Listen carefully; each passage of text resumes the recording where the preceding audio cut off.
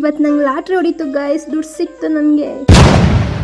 Hi hello ನಮಸ್ಕಾರ, welcome back to ನಮ್ಮ mini vlog. ಬೆಳಿಗ್ಗೆ ಎದ್ದು ಬೇಗ ಕೆಲಸ ಮುಗಿಸಿ ಕಾಲೇಜಿಗೆ ರೆಡಿಯಾಗಿ ಹೋದೆ. ನಾನಿಲ್ಲಿ ನಮ್ಮ ಅಪ್ಪ ಅಮ್ಮನ ಸಿಗ್ನೇಚರ್ ಫೋರ್ಜರಿ ಮಾಡ್ತಾ ಇದ್ದೀನಿ. ಯಾಕೆಂದ್ರೆ ಅಡ್ಮಿಷನ್ ಫಾರ್ಮ್ಗೆ ಸಿಗ್ನೇಚರ್ ಹಾಕ್ಸಿರ್ಲಿಲ್ಲ, ಸೊ ಹಂಗಾಗಿ ನಾನೇ ಹಾಕ್ತೆ. ಇದು ನೋಡಿ ಇನ್ಸ್ಪೈರ್ ಆಗಬೇಡಿ, ಕೆಲವೊಂದು ಟೈಮಲ್ಲಿ ನೆಸೆಸರಿ ಇದ್ದಾಗ ಮಾಡಿ. ಏನ್ ಹೇಳ್ತೀರಾ ಇದಕ್ಕೆ? ಮೀಟರ್ ಬೇಕು, ಮೀಟರ್ ಮೀಟರ್. ಹಾಗೆ ಜೆರಾಕ್ಸ್ ಅಂಗಡಿಗೆ ಹೋಗ್ಬಿಟ್ಟು ಪ್ರಿಂಟ್ಔಟ್ ತೆಗೆಸ್ಕೊ ಬಂದ್ವಿ. ಇಲ್ಲಿ ನಾನೇ ಹೆಚ್ಚು ಅಂದ್ರೆ ನನ್ನ ಫ್ರೆಂಡ್ಸ್ ನನ್ಕಿಂತ ಹೆಚ್ಚು ಇವಾಗ ಬಂದ್ಬಿಟ್ಟು ಎಲ್ಲ ಅಪ್ಲಿಕೇಶನ್ ಫಾರ್ಮ್ ಫಿಲ್ ಮಾಡ್ತಿದ್ದಾರೆ. ಅಡ್ಮಿಷನ್ ಆಗೋಣ ಅಂತ ಬಂದ್ರೆ ಅಲ್ಲಿ ನೋಡಿದ್ರೆ ಉದ್ದಕ್ಕೆ ಲೈನ್ ನಿಂತಿತ್ತು. ಆ ಲೈನ್ ಮುಗಿಸ್ಕೊಂಡು ಹೋಗೋ ಹೊತ್ತಿಗೆ ಆಗಿತ್ತು ನನ್ನ ಕತೆ. ಲಾಟ್ರಿ ಲಾಟ್ರಿ ಮಾಸ್ಟರ್ ಪೀಸ್ ನ ಎಲ್ಲೋ ನೋಡ್ದಂಗದಲ್ಲ.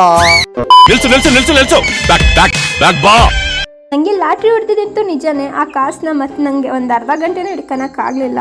ಪೇ ಮಾಡಿಬಿಟ್ಟೆ, ನಾನೇ ಕೊಟ್ಬಿಟ್ಟೆ. ಇರ್ಲಿ ನಮ್ಮ ಕಾಲೇಜ್ ಅಲ್ವಾ. ನಾನು ಬಡವ, ನೊಂದಿದ್ದೇನೆ. ಅಲ್ಲಿ ಯೋಚನೆ ಮಾಡಿದೆ, ಅಷ್ಟು ದುಡ್ಡೆಲ್ಲ ನನ್ನ ಕೈಲೇ ಇತ್ತು, ಇಟ್ಕೊಬಿಟ್ಟು ಅವೇಜ್ ಆಗ್ಬಿಡೋಣ ಅಂತ. ನನ್ನ ಕೈಲಿ ಎಷ್ಟು ಅಮೌಂಟ್ ಇತ್ತು ಅಂತ ಕರೆಕ್ಟಾಗಿ ಗೆಸ್ ಮಾಡಿ ನೋಡೋಣ. ಕಮೆಂಟ್ ಹಾಕಿ ಎಷ್ಟು ಜನ ಗೆಸ್ ಮಾಡ್ತೀರಾ ಅಂತ ನೋಡ್ತೀನಿ. ಕಾಲೇಜ್ ಮುಗಿಸ್ಕೊಬಂದು ನನ್ನ ಫ್ರೆಂಡ್ ಒಂದು ಸೀಬೆಹಣ್ಣು ಕೊಟ್ಟಿದ್ದು, ಅದನ್ನ ತಿನ್ಕೊಂಡು ಬಸ್ಸಲ್ಲಿ ಹೋದೆ. ನಮ್ ಬದುಕೊಂಥರ ವಿಚಿತ್ರ. ಈಗೆಲ್ಲ ಗೊತ್ತಾಗುತ್ತೆ, ಬಾಯಿದೆ ಫೀಲಿಂಗ್ಸ್ ಇಲ್ಲ ಅಂದ್ರೆ ನಾವು ಇನ್ನೊಬ್ರಿಗೆ ಹೇಳ್ಕೊತೀವಿ. ಆದ್ರೆ ಈ ಮೂಕ ಪ್ರಾಣಿಗಳು ಯಾರಿಗೆ ಹೇಳ್ಕೊತವೆ? ಆದ್ರೆ ನಮಗ್ ಆ ಮುಖದ ಭಾವನೆಗಳಲ್ಲೇ ಎಲ್ಲ ಅರ್ಥ ಆಗುತ್ತೆ. ನಾವು ಅರ್ಥ ಮಾಡ್ಕೋಬೇಕು ಅಷ್ಟೇ. ಮತ್ತೆ ಸಿಗುವ ಅಷ್ಟೇ.